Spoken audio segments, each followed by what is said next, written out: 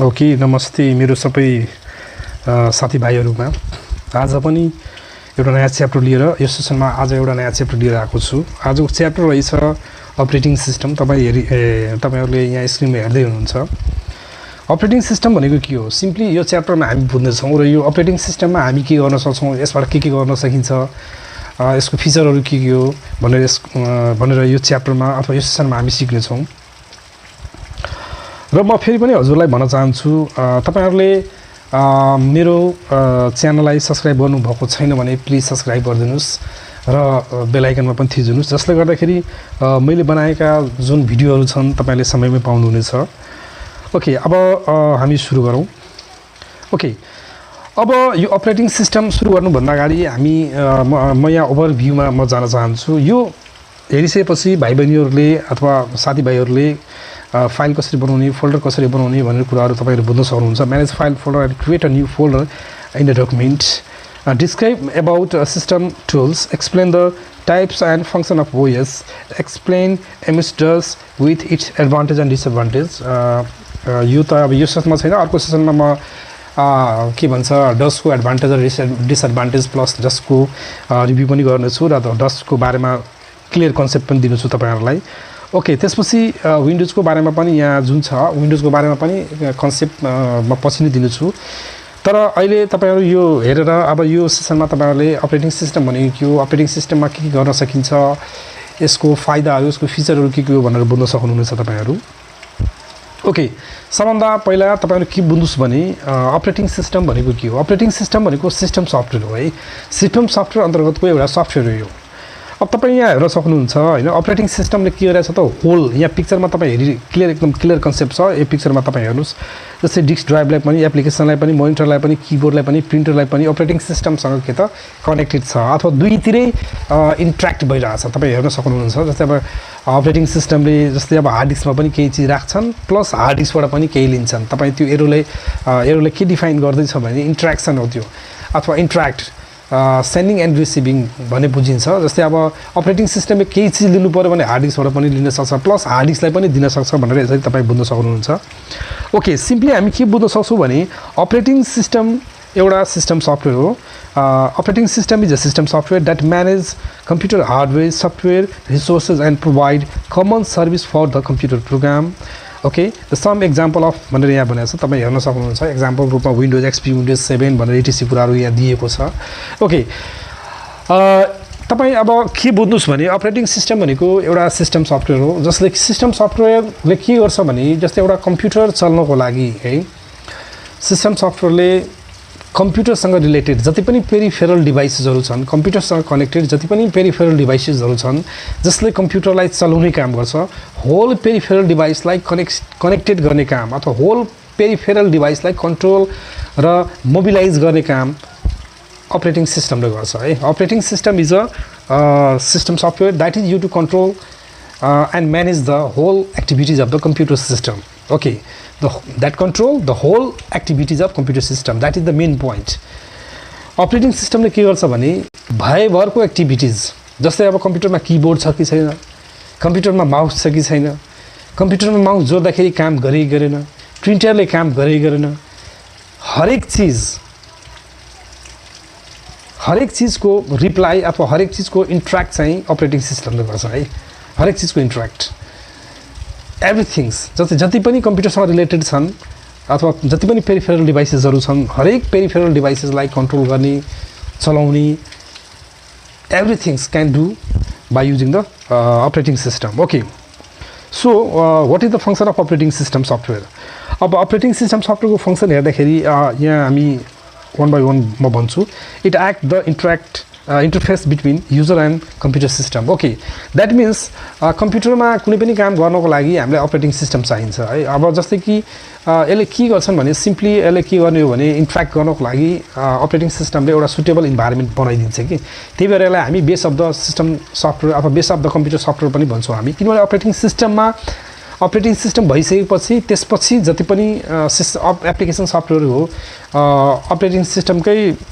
उसमा लोकेसनमा बस्ने हो र अपरेटिङ सिस्टममै बसेर काम गर्ने हो। त्यही भएर it act as the interface between user and computer system भनेर भनेको छ कम्प्युटर र युजरको बीचमा इन्टरेक्ट गराउने काम भनेको अपरेटिङ सिस्टमले गर्छन् it handle input output operation of device like keyboard monitors etc भनेर भनेको छ इनपुट गर्ने आउटपुट गर्ने प्रोसेसिङ गर्ने काम प्रोसेसिङलाई इन्स्ट्रक्सन गर्ने काम पनि के त अपरेटिङ सिस्टमले गर्ने हो okay it manage the sharing of internal memory among multiple applications program भनेर भनेको छन् अब भन्न खोजेको कुरो के हो भने that manage the memory of in operating system software operating system सफ्टवेयरले के गर्ने भयो त मेमोरी रिसोर्सेसलाई पनि के त म्यानेजमेन्ट गर्ने भयो कि है भनेर भन्यो it control and coordinate peripheral device such as printer monitor disk drive etc भनेर भनेको छ अब मैले अघि नै भनिसकेँ खासमा के हो भने अपरेटिङ सिस्टमले गर्ने भनेको खासमा के हो भने कम्प्युटरसँग कनेक्टेड जति पनि पेरिफेरल डिभाइसेसहरू छन् होल पेरिफेरल डिभाइसलाई एक्टिभ गर्ने काम होल पेरिफेरल डिभाइसलाई अथवा हार्डवेयरलाई पनि एक्टिभ गर्ने काम भनेको के हो त हार्डवेयरलाई सफ्टवेयरलाई जति पनि छन् एप्लिकेसन प्रोग्रामहरू युटिलिटिज प्रोग्रामहरू सबैलाई एक्टिभ गर्ने काम हाम्रो अपरेटिङ सिस्टम सफ्टवेयरले गर्ने हो है जस्तै म एक्जाम्पलको रूपमा जहिले क्लासमा तपाईहरुलाई पढाउँदाखेरि अथवा विद्यार्थी भाइहरुलाई पढाउँदाखेरि म एक्जाम्पलको रूपमा म एउटा स्कुललाई दिन्छु कि यो अपरेटिङ सिस्टम भनेको एउटा स्कुलमा भएको हेडमास्टर हो जस्तै एउटा हेडमास्टरको काम के हो त हेडमास्टरले के गर्ने हो त हेडमास्टरले के गर्छन् त होल एक्टिभिटिजलाई स्कुलको होल एक्टिभिटीलाई कन्ट्रोल गर्छन् जस्तै कुन टिचर आयो कुन टिचरले आएन कुन टिचरले के पढाए कुन टिचरले पढाएन कुन टिचरले कुन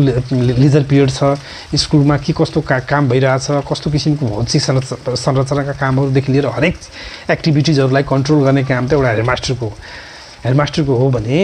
जस्तै अब एप्लिकेसन सफ्टवेयरको रूपमा हामी अदरवाइज जस्तै अरू मास्टरहरूलाई म लिन्छु कि जस्तै कि अरू मास्टरको काम के हो त जस्तै जस्ट सिंगल टास्कलाई कम्प्लिट गरिदिने अथवा आफ्नो सब्जेक्टलाई पढाइदिने तर अपरेटिङ सिस्टम अथवा एउटा हेडमास्टरको काम के हो त होल स्कुललाई कन्ट्रोल गर्ने जस्तै स्कुलमा के भयो कस्तो गतिविधि भयो कुन टिचर आए कुन टिचर आएन कुन टिचरले पढाउनु भएन कुन चाहिँ विद्यार्थीलाई के भयो कुन विद्यार्थीलाई काम कुन के भन्छ टिचरलाई काम म्यानेज गर्ने हो एभ्रिथिङ म्यानिपुलेट गर्ने र कन्ट्रोल गर्ने काम के हो त त्यो हेडमास्टरको म जहिले पनि एक्जाम्पल दिन्छु जस्तै अब सिस्टम सफ्टवेयर भनेको हेडमास्टर हो एज अ हेडमास्टर एक्टिभिटिज हो भने एप्लिकेसन सफ्टवेयर भनेको त्यो स्कुलको हो मास्टर हो जस्तै एप्लिकेसन सफ्टवेयर भनेको के हो त त्यो योभन्दा अगाडिको च्याप्टरमा पनि तपाईँहरूले पढ्नु भएको छ अथवा सेसनमा पढ्नु भएको छ के पढ्नु भएको छ भने एप्लिकेसन सफ्टवेयरले जस्ट सर्टेन टास्कलाई लिएर हुन्छ कि एउटा सिंगल टास्कलाई लिएर हुन्छ त्यस्तै गरी मास्टर पनि के हुन्छ त एउटा सिंगल टास्कलाई लिएर कुनै सब्जेक्ट एउटा पढाइरहेको हुन्छ जस्तै साइन्सको टिचरले साइन्स विषय पढाउँछ उसलाई अरू विषयसँग मतलब छैन कम्प्युटर टिचरले कम्प्युटर विषय पढाउँछ अरू विषयसँग मतलब छैन सोसल टिचरले सोसल विषय पढाएर जान्छ अरू विषयसँग मतलब छैन भनेपछि उसले आफ्नो घन्टीलाई हेर्ने हो कि अब स्कुलमा के भयो उसको स्कुलको भौतिक संरचनाको हाल के छ त्यसपछि स्कुलको हाल के छ कुनै गार्जियन आयो भने उसलाई मतलब छैन ऊ आफ्नो ड्युटी गर्ने हो जाने हो तर एउटा हेडमास्टरको काम के हो त स्कुल अथवा एउटा स्कुलको सिस्टमलाई कन्ट्रोल गर्ने काम एउटा हेडमास्टरको हुन्छ जस्तै अब त्यसमा हरेक चिजहरू पढ्न सक्छन् जस्तै एउटा स्कुललाई राम्रो बनाउनको लागि स्कुललाई राम्रोसँग सञ्चालन गर्नको लागि स्कुललाई राम्रोसँग मोबिलाइज गर्नको लागि टिचरको आवश्यकता पर्छन् कुन टिचर कहाँ गयो कुन टिचरले के पढाए कुन टिचरलाई कसरी घन्टी म्यानेजमेन्ट गर्ने कुन टिचरलाई कसरी पारिश्रमिक दिने कसरी व्यवस्थित गर्ने कुन टिचर आएन कुन टिचर पढाउने everything's can do the headmaster in a school HM in a school है त्यसै गरी अपरेटिङ सिस्टमको काम पनि त्यही हो कि जस्तै एउटा कम्प्युटर सिस्टमलाई राम्रोसँग कन्ट्रोल गर्नको लागि कम्प्युटर सिस्टममा जति पनि पेरिफेरल डिभाइसेसहरू छन् अथवा कनेक्टेड डिभाइसहरू छन् त्यो सबै डिभाइसलाई मोबिलाइज गर्ने सबै डिभाइसलाई इन्ट्र्याक्ट गर्ने काम भनेको अपरेटिङ सिस्टमको हो so operating system is a system software that is use to control and manage the whole activities of computer system okay भनेर हामी यसरी बुझ्न सक्छौँ हामी त्यसपछि अब एकर्डिङ टु वर्कको आधारमा है according to work the computer is there are two types of computers in according to work भनेर भनौँ हामी कार्यक्षेत्रको आधारमा पनि कम्प्युटरलाई अपरेटिङ सिस्टम सफ्टवेयरलाई विभाजन गरिएको छ कार्यक्षेत्रको आधारमा अपरेटिङ सिस्टम सफ्टवेयरलाई दुई भागमा बाँडिएका छन् that is single user operating system and multi user operating system single user operating system भनेको एक समयमा एक समयमा एकजना व्यक्तिले मात्र चलाउन सक्छ त्यो भनेको single user computer single user operating system हो भने मल्टी युजर अपरेटिङ सिस्टम भनेको त्यस्तो अपरेटिङ सिस्टम जहाँ एउटै अपरेटिङ सिस्टमलाई टु अर मोर पिपल अथवा टु अर मोर युजरले युज गरिरहेको हुन्छ त्यसलाई हामी simply multi user operating system भन्न सक्छौँ यहाँ तपाईँ हेर्न सक्नुहुन्छ फिगरमा पनि ओके यसको डेफिनेसन पनि आयो single user operating system allow computers resources for one user at a time है सिंगल युजर अपरेटिङ सिस्टमले एक समयमा एकजना युजरले मात्र युज गर्न सक्छ फर एक्जाम्पल रूपमा हामी डसलाई विन्डोज एक्सपी विन्डोज 95 एटिसी विन्डोजहरूलाई हामी हेर्न सक्छौँ यो सिंगल युजर अपरेटिङ सिस्टम हो यो अपरेटिङ सिस्टमलाई चलाउनलाई एक एट अ टाइम भनौँ न at a time a person can be use the single user operating system okay त्यसै गरी मल्टी युजर अपरेटिङ सिस्टम भनेको मैले अघि नै भनिसकेँ मल्टी युजर अपरेटिङ सिस्टम भनेको त्यस्तो अपरेटिङ सिस्टम हो हैन जहाँ दुई वा दुईभन्दा व्यक्तिहरू एकै समयमा त्यो एउटै अपरेटिङ सिस्टमलाई युज गर्न सक्छ multi user operating system allow using computer resources for more than one user at a time multi user operating system are use for computer networking भनेर भनेका छन् मैले अघि नै भनिसकेँ मल्टी युजर अपरेटिङ सिस्टम भनेको त्यस्तो अपरेटिङ सिस्टम हो जहाँ two or more people can be use the operating system at a time एक समयमा दुई वा दुईभन्दा बेसी युजरहरूले युज गर्न सक्छ र यस्तो अपरेटिङ सिस्टम प्रायः जसो कम्प्युटर नेटवर्किङमा अथवा हाम्रो सर्भर कम्प्युटरमा युज भएको देख्न सकिन्छ जस्तै कि नोबेल नेटवर्कहरू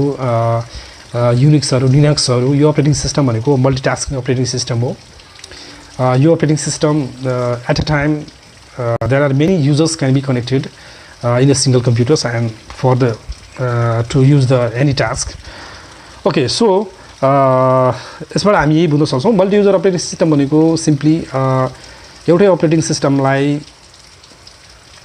एकै समयमा दुई two or more peoples can be use दुईभन्दा व्यक्तिहरू युज गर्न सक्छ भनेर हामी बुझ्न सक्छौँ ओके इन्टरफेसको आधारमा पनि अपरेटिङ सिस्टमलाई दुई भागमा बाँडिएको छन् है in the interface there are also divided into two types that is the character user interface CUI and GUI character user interface भनेको सिम्पली हामी के बुझ्न सक्छौँ भने कमान्ड बेस अपरेटिङ सिस्टम पनि भन्छ यसलाई अथवा command line base operating system पनि भन्छन् which is used for interacting with the software for files by typing command to perform a specific task यहाँ भन्न खोजेको कुरो के हो भने क्यारेक्टर युजर इन्टरफेस भनेको that use the command है that is also called command line user interface so in this operating system we have to use the command to do any task in this operating system for examples MS-DOS is a CUI operating system MS-DOS भनेको CUI operating system हो र CUI operating system मा कुनै पनि काम गर्नको लागि जस्तै कुनै फाइल बनाउनु पर्यो कुनै फाइललाई म्यानेज गर्नु पर्यो कुनै फाइललाई कपी गर्नु पर्यो जति पनि यसका टास्कहरू छन् त्यो गर्नलाई कमान्ड दिनुपर्ने हुन्छ अथवा कमान्ड बेसमा यो अपरेटिङ सिस्टम काम गर्छन् भनेर यहाँ भन्न खोजेको हो अर्को छ GUI operating system GUI operating system भनेको ग्राफिक्स युजर इन्टरफेस हो है ग्राफिक्स युजर इन्टरफेस अपरेटिङ सिस्टममा हामी के बुझ्न सक्छौँ भने यसमा जति पनि कमान्डहरू हुन्छन् ग्राफिकली अथवा पिक्चरको कम्बिनेसन देखिन्छ यहाँ अथवा जति पनि कमान्डहरू छन् एउटा आइकन्समा देखिन्छ that icons display on the desktop use any software okay this type of operating system provide graphical interface to the user to work on it easily this type of operating system gives friendly environment the user can work on it by clicking the icons and open the file etc without writing any commands भनेर भनेको छ यहाँ भन्नु खोजेको कुरो के हो त्यहाँ खासमा के भयो भने जस्तै कि अब CUI मा कमान्ड युज भयो भने त्यही कमान्ड अपरेटिङ सिस्टममा GUI अपरेटिङ सिस्टममा एउटा आइकनको रूपमा आयो र त्यो आइकन्स एउटा कुनै मेनुको रूपमा आयो जसमा हामी मेनुहरुमा जस्तै फाइल मेनुमा हामी जस्तै अब एडिट मेनुमा फाइल मेनुमा जसरी हामी क्लिक गर्छौं त्यो मेनुहरु भनेको के हो भने सिम्पली कमान्डलाई कन्सिस्ट गर्ने एउटा माध्यम हो यसरी भन्नु है जहाँ कमान्डहरु त्यहाँ कन्सिस्ट भएर त्यहाँ बसियो हुन्छ जस्तै हामी न्यू ओपन क्लोज यो सबै कमान्ड हो भने त्यो कमान्डहरू एउटा आइकनको रूपमा देखिन्छ ग्राफिक युजर इन्टरफेसमा। प्लस ग्राफिक युजर इन्टरफेसमा हामी पिक्चरहरूको कम्बिनेसन पनि हेर्न सक्छौँ हामी, जहाँ पिक्चरहरू देख्न सकिन्छ, पिक्चरहरू प्ले गर्न सकिन्छ, भिडियो प्ले गर्न सकिन्छ भने CUI मा भिडियोहरू प्ले गर्न सकिँदैन, साउन्ड प्ले गर्न सकिँदैन, त्यहाँ त्यस्तो फेसिलिटीहरू छैनन् भने यसमा हरेक फेसिलिटीहरू हामी युज गर्न सक्छौँ। ओके, इक्जाम्पलको रूपमा हामी विन्डोज XP लाई, windows 95, windows XP, windows 7, windows 8 जति पनि विन्डोजहरू आइरहेछ त्यो इक्जाम्पलको रूपमा GUI ग्राफिक युजर इन्टरफेसमा हामी देख्न सक्छौँ हामी। ल ओके, अब हुन त यसपछि हामी डसको यहाँ आएको थियो, तर डसको हामी घरको भिडियो बनाएको छु, तपाईँहरू त्यहाँ हेर्न सक्नुहुनेछ। ओके, तपाईँहरूलाई हेरिदिनु भयो, धेरै धेरै धन्यवाद। ओके, धेरै धेरै धन्यवाद। मैले बनाएका भिडियो हेरिदिनु भयो त्यसको लागि धेरै धेरै धन्यवाद। फेरि पनि म तपाईँहरूलाई भन्न चाहन्छु, मैले जुन बनाएका भिडियोहरू छन् समयमा पाउनलाई मलाई सब्सक्राइब गर्नु होला, मेरो आइडीलाई सब्सक्राइब गरिदिनुहोस्, ITKnowledgeProfessionalलाई सब्सक्राइब गरिदिनुहोस्। यति भन्दै म तपाईँहरूबाट आज बिदा लिन्छु। धेरै धेरै धन्यवाद। Thank you for watching. Thank you.